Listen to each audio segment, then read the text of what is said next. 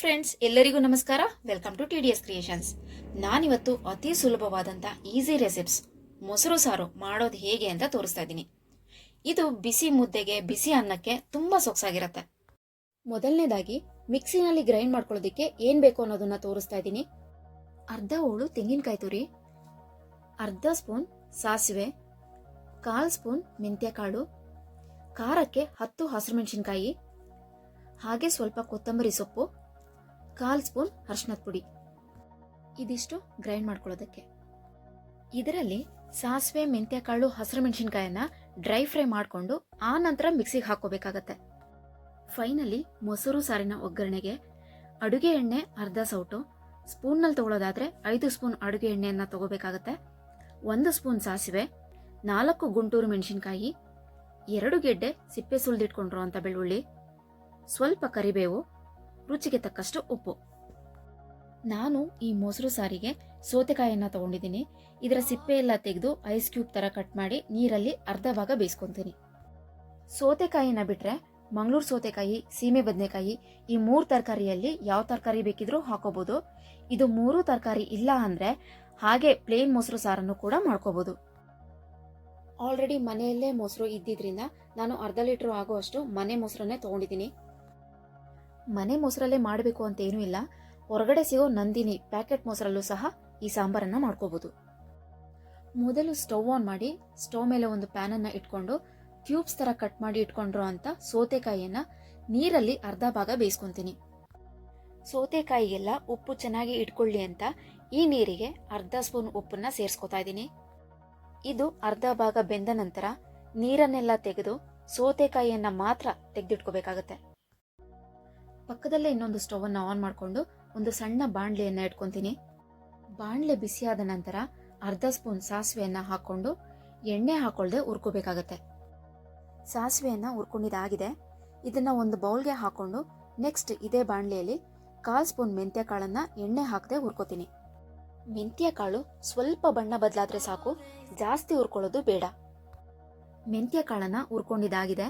ಇದನ್ನ ಒಂದು ಬೌಲ್ಗೆ ಹಾಕೊಂಡು ನೆಕ್ಸ್ಟ್ ಬಾಣಲೆಗೆ ಖಾರಕ್ಕೆ ತೆಗೆದು ಇಟ್ಕೊಂಡಿರುವಂತ ಹಸಿರು ಮೆಣಸಿನಕಾಯಿಯನ್ನ ಎಣ್ಣೆ ಹಾಕದೆ ಹುರ್ಕೋತೀನಿ. ಹಸಿರು ಮೆಣಸಿನಕಾಯಿನ ಜಸ್ಟ್ ಹಸಿ ವಾಸನೆ ಹೋಗ್ಲಿ ಅಂತ ಹುರ್ಕೊಳ್ಳೋದು. ಮತ್ತೆ ಹಸಿರು ಮೆಣಸಿನಕಾಯನ್ನ ಹಾಕೊಂಡು ಸಾಂಬಾರನ್ನ ಮಾಡ್ಕೊಳ್ಳುವಂತ ಟೇಸ್ಟಿಗೂ ಹಸಿರು ಮೆಣಸಿನಕಾಯನ್ನ ಬಿಸಿ ಮಾಡ್ಕೊಂಡು ಅಂದ್ರೆ ಮೆಣಸಿನಕಾಯನ್ನ ಹುರ್ಕೊಂಡು ಸಾಂಬಾರ್ ಮಾಡ್ಕೊಳ್ಳುವಂತ ಟೇಸ್ಟಿಗೂ ಬಹಳ ವ್ಯತ್ಯಾಸ ಇರುತ್ತೆ. ನೀವು ಎಷ್ಟು ಕ್ವಾಂಟಿಟಿಯಲ್ಲಿ ಸಾಂಬಾರನ್ನ ಮಾಡ್ತಾ ಇದ್ದೀರಾ ಅಂದ್ರೆ ಎಷ್ಟು ಜನಕ್ಕೆ ಸಾಂಬಾರನ್ನ ಮಾಡ್ತಾ ಇದ್ದೀರಾ ನೋಡ್ಕೊಂಡು ನಿಮ್ಮ ಖಾರಕ್ಕೆ ತಕ್ಕಂತೆ ಹಸಿರು ಮೆಣಸಿನಕಾಯನ್ನ ತಗೊಳ್ಳಿ. ಈ 3 ವಸ್ತುವನ್ನು ಹುರ್ಕೊಂಡಿದ್ದಾಗಿದೆ. ಈಗ ಮಿಕ್ಸಿಗೆ ಹಾಕೊಂತೀನಿ. ಮಿಕ್ಸಿ ಜಾರಿಗೆ ಅರ್ಧ ಹೋಳು ತುರಿದಿಟ್ಕೊಂಡಿರುವಂತ ತೆಂಗಿನಕಾಯಿ ತುರಿ, ಹುರ್ಕೊಂಡಿರುವಂತ ಸಾಸಿವೆ, ಮೆಂತ್ಯಕಾಳು, ಹಸಿರು ಮೆಣಸಿನಕಾಯಿ, ಸ್ವಲ್ಪ ಕೊತ್ತಂಬರಿ ಸೊಪ್ಪು ಮತ್ತು ಅರಿಶಿನ ಪುಡಿ ಇದಿಷ್ಟನ್ನು ಸಹ ಹಾಕೊಂಡು ನುಣ್ಣಗೆ ಗ್ರೈಂಡ್ ಮಾಡ್ಕೊಂತೀನಿ. ಗ್ರೈಂಡ್ ಮಾಡ್ಕೊಳ್ಳುವಾಗ ಸ್ವಲ್ಪ ನೀರನ್ನ ಸೇರಿಸ್ಕೊಂಡು ಚಟ್ನಿ ಹದದಲ್ಲಿ ಗ್ರೈಂಡ್ ಮಾಡ್ಕೊಂತೀನಿ. ಮಸಾಲೆಯನ್ನೆಲ್ಲ ಗ್ರೈಂಡ್ ಮಾಡ್ಕೊಂಡಿದ್ದಾಗಿದೆ. ಈಗ ನೆಕ್ಸ್ಟ್ ಫೈನಲಿ ಮೊಸರಿಗೆ ಒಗ್ಗರಣೆಯನ್ನ ಹಾಕೊಳ್ಳೋಣ. ಒಂದು ಸಣ್ಣ ಬಾಣಲೆಯನ್ನ ಸ್ಟವ್ ಮೇಲೆ ಇಟ್ಕೊಂಡು ಬಾಣಲೆ ಬಿಸಿಯಾದ ನಂತರ ಅರ್ಧ ಸೌಟ್ ಅಡುಗೆ ಎಣ್ಣೆಯನ್ನ ಹಾಕೊಂತೀನಿ. ಎಣ್ಣೆ ಬಿಸಿಯಾದ ನಂತರ ಇದಕ್ಕೆ ಸಾಸಿವೆಯನ್ನ ಹಾಕೊಂಡು ಸಾಸಿವೆ ಚಟಪಟ ಸಿಡಿದ ನಂತರ ಸಿಪ್ಪೆ ಸುಲಿದಿಟ್ಕೊಂಡಿರುವಂತ 2 ಗೆಡ್ಡೆ ಬೆಳ್ಳುಳ್ಳಿಯನ್ನ ಹಾಕೋತೀನಿ. ನೆಕ್ಸ್ಟ್ ಇದಕ್ಕೆ ಮುರಿದು ಇಟ್ಕೊಂಡಿರುವಂತ ಗುಂಟೂರು ಮೆಣಸಿನಕಾಯನ್ನ ಹಾಕೊಂಡು ಹಿಂದೆನೆ ಕರಿಬೇವನ್ನು ಸಹ ಹಾಕೋತೀನಿ. ಬೆಳ್ಳುಳ್ಳಿ ಸ್ವಲ್ಪ ಕೆಂಪಗಾಗೋವರೆಗೂ ಫ್ರೈ ಮಾಡ್ಕೋಬೇಕಾಗತ್ತೆ.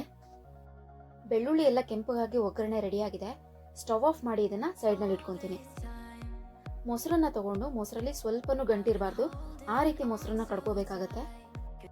ಮೊಸರು ಕಡಿಯೋ ಕೋಲ್ ಬರುತ್ತೆ, ಅದರಲ್ಲೇ ಕಡ್ಕೋತಾ ಇದ್ದೀನಿ ನಾನು. ನಿಮ್ಮ ಹತ್ರ ಕೋಲು ಇಲ್ಲ ಅಂದ್ರೆ ಸ್ವಲ್ಪನೂ ನೀರನ್ನ ಹಾಕದೆ ಮಿಕ್ಸಿಯಲ್ಲಿ 2 ಸಾರಿ ತಿರುಗಿಸ್ಕೊಳ್ಳಿ. ಫೈನಲಿ ಮೊಸರನ್ನ ಕಡ್ಕೊಂಡಿದ್ದಾಗಿದೆ.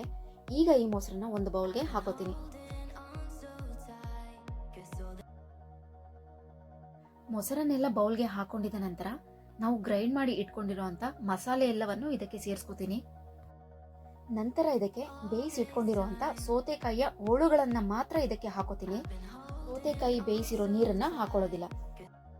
ಹಾಗೆ ಒಗ್ಗರಣೆ ಮಾಡಿ ಇಟ್ಕೊಂಡಿರುವಂತ ಸಾಸಿವೆ, ಬೆಳ್ಳುಳ್ಳಿ, ಗುಂಟೂರು ಮೆಣಸಿನಕಾಯಿ, ಕರಿಬೇವು ಈ ಮಿಶ್ರಣವನ್ನ ಇದಕ್ಕೆ ಹಾಕೊಂಡು ಮೇಲೆ ಸ್ವಲ್ಪ ಕೊತ್ತಂಬರಿ ಸೊಪ್ಪನ್ನ ಹಾಕೊಂಡು ರುಚಿಗೆ ತಕ್ಕಷ್ಟು ಉಪ್ಪನ್ನ ಹಾಕೊಂತೀನಿ.